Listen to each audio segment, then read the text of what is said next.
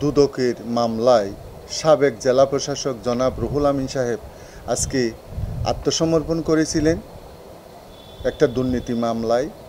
এই আত্মসমর্পণের পর আসামি পক্ষের বিজ্ঞ আইনজীবীদের কথা বিস্তারিত শুনেছেন মাননীয় আদালত, এবং পরবর্তীতে আমি দুদকের পক্ষ থেকে মামলার গুণাগুণ তুলে ধরেছি।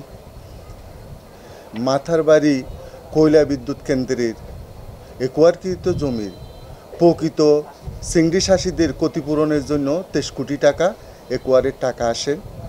এই একোয়ারের টাকা যখন আসছেন তখন তৎকালীন জেলা প্রশাসক ছিলেন আজকের যিনি জেলে গেছেন জেলা প্রশাসক রুহুল আমিন সাহেব।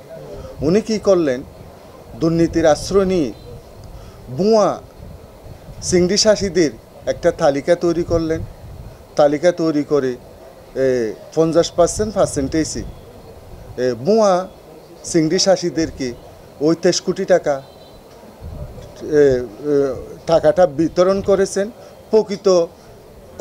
প্রকৃত যারা চাষি ছিলেন তারা কোনো টাকাই পায় নাই। তখন এটা হচ্ছে 14 সালের 11 মাসের ঘটনা।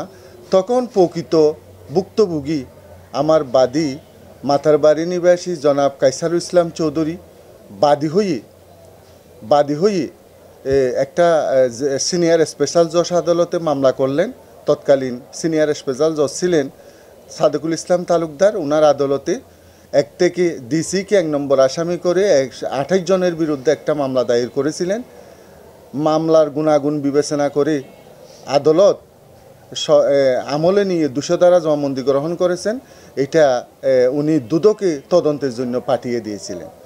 পাঠিয়ে দেওয়ার পর যখন মিডিয়ায় প্রকাশিত হলো বিষয়টা, তখন রুহুল আমিন সাহেব জেলা প্রশাসক তখন জেলা জজের সাথে যোগাযোগ করে, সিনিয়র স্পেশাল জজের সাথে যোগাযোগ করে, অবৈধ যোগাযোগ করে জজ সাহেব সহ ওনাকে বাদ দেওয়ার অপচেষ্টা করেছেন। 1 থেকে 28 জন আসামির মধ্যে রুহুল আমিনকে বাদ দিয়ে 1 থেকে 27 করেছেন।